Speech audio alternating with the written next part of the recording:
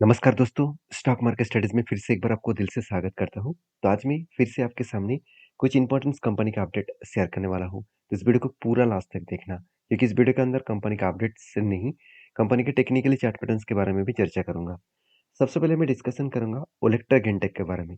देखिए, ओलेक्ट्रा गिनटेक के ऊपर लास्ट कुछ डेज़ से अगर देखा जाए तो कंपनी कंटिन्यूअसली एक सेलिंग प्रेशर में है, क्योंकि इसका जो टेक्निकली चार्ट पैटर्न्स बना है, क्योंकि कंटिन्यूअसली अगर देखेंगे तो कंपनी लोअर लो बनते-बनते नीचे आ रहा है। मतलब कंपनी का ट्रेंड टोटली डाउन ट्रेंड है। टोटली डाउन ट्रेंड के हिसाब से कंपनी आगे बढ़ रहा है। तो इस तरीके से डाउन होने के पीछे रीज़न कौन-सा है? देखिए, सबसे पहले मैं कंपनी के ऊपर एक अपडेट मैं बता दूँ कि ओलेक्ट्रा गिनटेक एक्वायर जो कर चुके हैं एक बड़े कंपनी को minority stake in Eve trends. तो ईवे ट्रेंड्स जो कंपनीज़ है उसके ऊपर 26% स्टेक को ओलेक्ट्रा गिनटेक ने खरीदारी की है। अभी ईवे ट्रेंड्स क्या है? मैं पहले भी एक वीडियो में डिस्कशन कर चुका हूँ। ईवे ट्रेंड्स है ऑल ओवर इंडिया में एक बस सर्विसेज कंपनी, मतलब बस ट्रांसपोर्टेशन सर्विसेज कंपनी है, जो बेसिकली बस सर्विसेज देते हैं अलग-अलग स्टेट में। तो उस बस सर्विसेज में ओलेक्ट्रा गिनटेक इसीलिए शामिल हुआ क्योंकि जो कंपनी बस सर्विसेज दे रहा है, अगर उसके साथ ही डील किया जाए, उसके ही कंपनी के अंदर निवेश किया जाए, तो ओलेक्ट्रा गिनटेक के ही बस को बेचा जाएगा। तो इसका डायरेक्टली सीधा-सीधा एक फ़ायदा कंपनीज़ को मिलता जाएगा। तो यही कारण के वजह से, शायद मुझे लगता है यही कारण की वजह से कंपनी के ऊपर जो डेटा अपडेट है, उस डेटा अपडेट के बेसिस में कंपनी के ऊपर अच्छा खासा अ, जर्नी देखने को मिल सकता है। तो बाकी इस कंपनी के ऊपर जो ओपिनियन है, वो मैं आपके साथ शेयर करूँगा, क्योंकि कंपनी का क्वार्टरली जो रिज़ल्ट है, वो जल्द से जल्द आपको देखने को मिलेगा, 12th ऑफ अगस्त में देखने को मिलेगा। और कंपनी का इस बार भी आशा किया जा रहा है कि कंपनी के रिज़ल्ट में थोड़ा-सा वीकनेस आने का चांसेस है। क्योंकि बाकी जितने सारे ऑटो सेक्टर का रिजल्ट आया, सारे ऑटो सेक्टर का थोड़ा-सा सेल डाउन हुआ है। तो इस कंपनी के ऊपर भी सेल्स डाउन होने का चांसेस है। देखा जाएगा क्या होने वाला है, क्योंकि पिछली बार भी कंपनी का थोड़ा-सा सेल डाउन हुआ था और इसी कारण की वजह से प्रॉफिट भी डाउन हुआ था। तो प्रॉफिट एंड सेल्स दोनों ही डाउन डाउन होने के कारण थोड़ा-सा प्रेशराइज़ तो बनेगा। तो इसीलिए कंपनी इसके ऊपर एज़ ए इन्वेस्टर, वो इस कंपनी के ऊपर ट्रस्ट तो करता है। कितना ट्रस्ट किया है आप देख सकते हैं, म्यूचुअल फंड ने 0 होल्डिंग से 0.14% का होल्डिंग को बढ़ाया। तो इसको देखकर खुशी तो नहीं आ रहा है, फिर भी पॉजिटिवली इम्पैक्ट आ रहा है, तो यही अच्छी बात है। तो दूसरी बात, एफएस के पास 9% होल्डिंग था, अभी 7.5% हो चुके हैं। मतलब एफएस ने 1.5% होल्डिंग को बेच दिया। तो इंस्टीट्यूशन कंटिन्यूअसली इसके ऊपर मतलब प्रोमोटर कंटिन्यूअसली इसके ऊपर होल्डिंग कर रहा है। बाकी पब्लिक के पास सबसे ज़्यादा होल्डिंग्स है। अगर मैं इसके चार्ट के बारे में बात करूँ तो ध्यान से देखना, एक शानदार तरीके से ट्रेड यहाँ पे मुझे मिल सकता है। वो ट्रेड कुछ इस तरीके से बनने का कोशिश कर रहा है। आप यहाँ पे देख सकते हैं, यहाँ पे कंटिन्यूअसली एक बाइंग का रेंज बन रहा है। कंटिन्यूअसली बाइंग का रेंज का मतलब है 1, 2, 3, 4, 5, 5 के 5 बाइंग कैंडल मुझे देखने को मिला। तो इस तरीके से बाइंग कैंडल जब भी बनता है, तो मैं किस तरीके से इसको प्ले करता हूँ, तो जब भी इस नीचे लेवल को टच करता है, तो यहाँ पे मेरा एंट्री बन जाते हैं और इस हाई लेवल में मतलब स्टॉप लेवल में एग्जिट होता है। क्यों? क्योंकि देखिए, जब भी कोई इस तरीके से रेंज बनता है, तो इसका लोअर साइड और अपर साइड को मैं मार्किंग कर लेता हूँ। तो लोअर सर्किट को मार्किंग जब किया गया, तो इस लोअर सर्किट को जो लेवल निकल के आया, करीबन 1336 के आसपास। और जब अपर सर्किट को मार्किंग किया, तब लेवल निकल के आया 1761 के आसपास। तो ये 2 लेवल बहुत इंपॉर्टेंस है।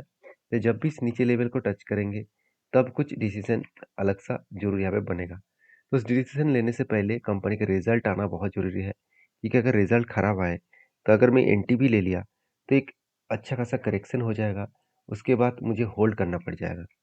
देखिए, कंपनी अगर अच्छा है और कंपनी के साथ-साथ उसके टेक्निकली चार्ट पैटर्न्स भी आपको पॉजिटिव दिख रहा है और कंपनी का फाइनेंशियल भी डेटा ठीक-ठाक है, तब कंपनी आपको जल्द से जल्द टारगेट देने का कोशिश करेंगे। अगर कंपनी अच्छा है, कंपनी का फाइनेंशियल रिजल्ट खराब आया, तो कितना भी कोशिश कर ले, कंपनी के जल्द से जल्द रिजल्ट मतलब जल्द से जल्द टारगेट पाने के लिए आपको इंतज़ार करना पड़ सकता है। तो मेरा व्यू आपके साथ शेयर किया हूँ, आपका व्यू क्या है ज़रूर कमेंट्स करना। नेक्स्ट जो कंपनी है उसका नाम है यूनियन बैंक। तो यूनियन बैंक के ऊपर ज़बरदस्त एक अपडेट आया कि union bank of India's of on strong quarter one result. तो कौन स्ट्रॉन्ग क्वार्टर वन जो अर्निंग है वो स्ट्रॉन्ग हो चुके हैं, अच्छा खासा अर्निंग यहाँ पे इस बार कंपनी ने किया है। कितना अर्निंग किया, चलो एक बार आपको दिखाई देता हूँ। ध्यान से इस चीज़ों को देखना। कंपनी के सेल्स जो है 23,000 करोड़ से 26,500 करोड़ बने। मतलब कंपनी पिछले सालों की तुलना से अच्छा खासा सेल्स ग्रोथ किया। हाँ, पिछले क्वार्टर की तुलना से थोड़ा-सा सेल्स डाउन हो गया। चलो अभी एक्सपेंस की बारी, तो इंटरेस्ट और एक्सपेंस दोनों को मिटाने के बाद कंपनी का जो नेट प्रॉफिट है, वो 3,200 से 3,600 करोड़ बना। मतलब अच्छा खासा यहाँ पे प्रॉफिट को देखने को मिले। और कंपनी के जो पिछले क्वार्टर का जो प्रॉफिट था, वो भी शानदार तरीके से ग्रोथ हुआ। अभी चलो इस कंपनी के ऊपर एनपीए के बारे में चर्चा कर लेता हूँ। एक बार मैं एनपीए भी आपको दिखा देता हूँ।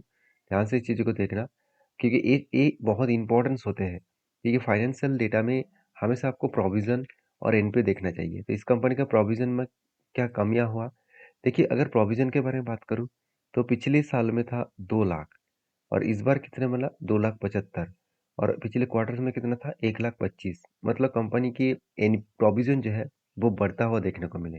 ये कंपनी के लिए अच्छी बात नहीं है। दूसरी बात ये भी है कि कंपनी का जो एनपीए है, अगर मैं इस नेट एनपीए के परसेंटेज के वाइज देखूँ, तो कंपनी गवर्नमेंट कंपनी होने के नाते भी कंपनी इस बार कई हद तक एनपीए को कम किया। 1.58 से डायरेक्टली 0.90 हो चुके हैं। मतलब सीधा-सीधा अ, आधा से मतलब आधा के आसपास आप बोल सकते हैं। तो जब किसी कंपनी का एनपीए कम हो रहा है, तो मतलब उस कंपनी का ग्रोथ होने का पोटेंशियल बहुत ज़्यादा है। तो इसी बेसिस पे मैं इस कंपनी के ऊपर पॉजिटिवली इम्पैक्ट ज़रूर मुझे देखने को मिल चुका है। तो इसीलिए मैं इस कंपनी के ऊपर पहले से ही एक ट्रेड को कंटिन्यू कर रहा हूँ। वो ट्रेड कुछ इस तरीके से बना है।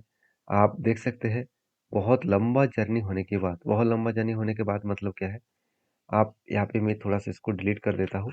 आप देख सकते हैं लंबा जर्नी मतलब यहाँ पे बिग एक कप बने, उसके बाद एक छोटा-सा हैंडल बने, और इसका जो रेंज है, वो रेंज बना करीबन-करीबन 280 के आसपास। और इसका लाइफ टाइम हाई जो है, मतलब एक स्ट्रांगली हाई जो है, वो कहाँ पे है, 286 के आसपास। मतलब हायर पॉसिबिलिटी है, अगर इस लेवल को ब्रेकआउट करे, तो एक बिग जर्नी होने का। तो आप कहेंगे सर, कंपनी तो ब्रेकआउट हुआ, ब्रेकआउट कंफर्मेशन भी हुआ, उसके बाद बिग फॉल हो गया, तो कंपनी के ऊपर क्या कोई खराबी है? देखिए कंपनी में खराबी तो देखने को नहीं मिला। हाँ, करेक्शन होने के पीछे यही रीज़न है, क्योंकि जब से गवर्नमेंट ने बहुत सारे टैक्सेस को बढ़ा दिया, तो बैंकिंग सेक्टर में एक प्रेशराइज़ देखने को मिला है। दूसरी बात, ग्लोबली मार्केट से लगातार नेगेटिव पॉजिटिव न्यूज़ आते रहते हैं, तो इसके चलते हुए भी इंडियन मार्केट में एक सेंटिमेंट अलग जैसा नेगेटिव क्रिएट हुआ। तो मुझे लगता है जो सिचुएशन बना है, उस सिचुएशन के बेसिस में कंपनी में अपकमिंग टाइम्स में एक जर्नी होने के लिए काफ़ी हो सकते हैं। तो इसके लिए मुझे इंतज़ार करना पड़ेगा, बाकी आपकी क्या राय है ज़रूर मुझे कमेंट्स करना। नेक्स्ट जो कंपनी है उसका नाम है यूपीएल लिमिटेड। देखिए फाइनली यूपीएल के ऊपर क्वार्टरली जो रिजल्ट है वो आ चुके हैं। जो आशा किया जा रहा था उससे थोड़ा सा चेंजेस देखने को मिला। मतलब क्या है, देखिए पिछले सालों में कंपनी 8,900 करोड़ का सेल्स किए थे। इस बार 9,000 करोड़ के आसपास सेल्स किया। मतलब छोटा मोटा सेल्स यहाँ पे इंक्रीज हुआ। मगर दिक्कत वाला बात यही है कि कंपनी के जो पिछले बार का जो टोटल सेल्स था, उससे कंपनी के इस बार सेल्स बहुत कम हो चुके हैं। अभी एक्सपेंस को मिटाने के बाद कंपनी का नेट प्रॉफिट देखिए, बुरी तरीके से हालत बन चुका है। कंपनी का जो पिछले साल में 100 करोड़ का प्रॉफिट था, इस बार 527 करोड़ का लॉसेस है। तो देखिए कंपनी का लॉसेस का जो परसेंटेज है, वो बढ़ते चले जा रहे हैं। तो ये ऑब्वियसली दिक्कत वाला बात यही है कि कंपनी इस लॉसेस को मेंटेनेंस अभी भी कर नहीं पा रहा है, क्योंकि कंटिन्यूअसली 290 करोड़, 1600 करोड़, 80 करोड़, 527 करोड़, कुछ इस तरीके से लॉसेस आपको देखने को मिला है। जो लॉसेस कंपनी के लिए एक बहुत बड़ा खतरा बन रहा है, क्योंकि अ, ये भी बताया जा रहा है कि 2025 से पहले कोई भी केमिकल कंपनी के ऊपर ग्रोथ नहीं दिखेगा। ज़्यादा से ज़्यादा कंपनी के ऊपर sales and profit growth negative देखने को मिल जाएगा। तो शायद इसीलिए कंपनी के ऊपर इतना प्रेशराइज है। तो कितना प्रेशराइज है, अगर चार्ट को मैं आपके सामने ओपन करूँ, देखिए कंटिन्यूअसली एक सेल ऑफ हो रहा था। एक रेंज के बेसिस में कंटिन्यूअसली एक कंपनी का सेल ऑफ हो रहा था। उस रेंज को कंपनी ब्रेकआउट किया और ऊपर जाने का कोशिश कर रहा है। मुझे नहीं लग रहा कि इतना आसानी से वो ऊपर जा पाएँगे, क्योंकि पहली बात कंपनी के ऊपर सेलिंग तो प्रेशर है ही, दूसरी बात रिजल्ट खराब हुआ, तो यहाँ से बिग करेक्शन हो सकते हैं। अगर नीचे तक आए तो नेक्स्ट सपोर्ट लेवल कहाँ तक बनेगा, 410 रुपीज़ इसका सपोर्ट बनेगा। तो बाकी आपके क्या व्यू है, आपके क्या ओपिनियन है, ज़रूर मुझे कमेंट्स करके बता सकते हैं। तो इस कंपनी के ऊपर मैं एक ही बात कहूँगा कि पहले ही बता चुका हूँ, कंपनी का रिजल्ट लॉसेस में है, तो मुझे लगता है इस कंपनी के ऊपर आपको टाइम लगेगा फिर से सब कुछ रिकवरी होने में। तो जो लोग यूपीएल्स के ऊपर काम कर रहे हैं उसके लिए बता दूँ, देखिए यूपीएल कोई बेकार कंपनी नहीं है और यूपीएल इंडिया के सेकंड लार्जेस्ट कंपनी है और वो भी एग्रोकेमिकल इंडस्ट्रीज में। तो इस कंपनी के ऊपर आप व्यू अलग रख सकते हैं, आप पॉजिटिवली व्यू रख सकते हैं। अभी देखिए बाई करना, सेल करना सब कुछ आपके हाथ में है। मेरे सारे पॉइंट्स मैं आपके साथ एज़ अ एजुकेशन पर्पस में शेयर करता हूँ। कोई भी किसी भी कंपनी के ऊपर बाय सेल का रिकमेंडेशन नहीं है। काम करना है तो आपके हिसाब से करिए। अगर आप सोच रहे कि मैंने जो डिसीज़न लिया आप भी लेने वाले हैं, तो आपके लिए एक बहुत बड़ा गलत साबित हो सकता है क्योंकि हर किसी का रिस्क लेने का मैनेजमेंट अलग होता है। मुझे पता है मुझे कहाँ पे स्टॉप लॉस लेना है, तो प्लीज़ आपके हिसाब से आप काम करिए, आप सिर्फ़ सारी चीज़ों को सीखते रहिए। तो नेक्स्ट जो कंपनी है उसके बारे में बात करूँ उसका नाम है मारुति इंफ्रास्ट्रक्चर लिमिटेड। बेसिकली एक नैनो कैप टाइप कंपनी है और कंपनी के चार्ट को देखा जाए तो कंपनी लगातार चार्ट हायर हाई करते चले जा रहे हैं।